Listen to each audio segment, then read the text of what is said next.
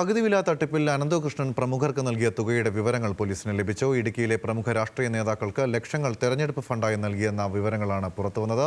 അതേസമയം പകുതി വില ഫണ്ട് തട്ടിപ്പ് പ്ലാൻ ബി മാത്രമായിരുന്നു എന്ന് അനന്തകൃഷ്ണൻ പോലീസിന് മൊഴി നൽകി. പകുതി വില തട്ടിപ്പ് കേസിൽ നജീബ് കാന്തപുരം MLA-ക്കെതിരെ പെരിന്തൽമണ്ണ പോലീസ് കേസെടുത്തു. സായിഗ്രാമം ഗ്ലോബൽ ട്രസ്റ്റ് ചെയർമാൻ ആനന്ദകുമാറിന് 2 കോടി രൂപയാണ് നൽകിയത്. ഇടുക്കി ജില്ലയിലെ പ്രമുഖ രാഷ്ട്രീയ നേതാക്കൾക്ക് ലക്ഷങ്ങൾ തെരഞ്ഞെടുപ്പ് ഫണ്ടായി നൽകി. ലാലി വിൻസെന്റിന് 46 ലക്ഷം രൂപ നൽകിയെന്ന വിവരവും പുറത്തുവന്നു. MSME പദ്ധതികളിലൂടെ പണം തട്ടാനായിരുന്നു തന്റെ പദ്ധതിയെന്നാണ് അനന്തകൃഷ്ണൻ പോലീസിന് മൊഴി നൽകിയത്. ഇത് നടപ്പാകില്ല എന്ന് തിരിച്ചറിഞ്ഞതോടെയാണ് CSR പദ്ധതിയിലൂടെ പണം തട്ടാൻ തീരുമാനിച്ചത്.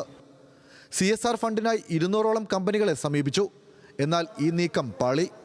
ഇതോടെ CSR ഫണ്ട് കിട്ടാനായി ആനന്ദകുമാറിനെ പരിചയപ്പെട്ടു.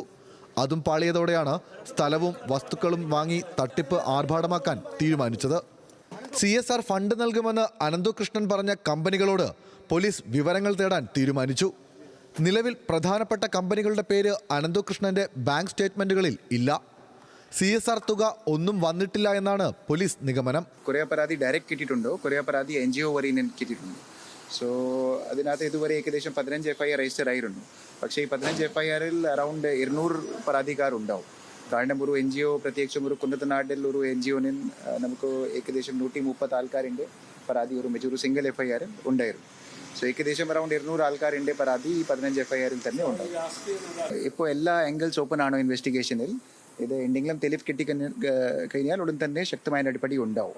ഉന്നത ബന്ധങ്ങളെക്കുറിച്ചുള്ള ചോദ്യങ്ങൾക്ക് വ്യക്തമായ മറുപടി പറയാൻ അനന്തകൃഷ്ണൻ ഇതുവരെ തയ്യാറായിട്ടില്ല. പാതിവില തട്ടിപ്പിൽ നജീബ് കാന്തപുരം MLA-ക്കെതിരെ പെരിന്തൽമണ്ണ പോലീസ് കേസെടുത്തു. പുലാമന്തോൾ സ്വദേശിനി അനുപമയുടെ പരാതിയിൽ വഞ്ചനാക്കുറ്റത്തിനുള്ള വകുപ്പാണ് ചുമത്തിയിട്ടുള്ളത്.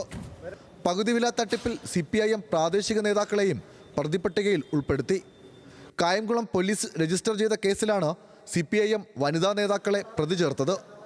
കായംകുളം നഗരസഭ 4-ാം ward councillor Shamimol, Eruva local committee അംഗം നദിയ എന്നിവരെ 2ഉം 3ഉം പ്രതികളാക്കിയാണ് കേസ് രജിസ്റ്റർ ചെയ്തിരിക്കുന്നത്.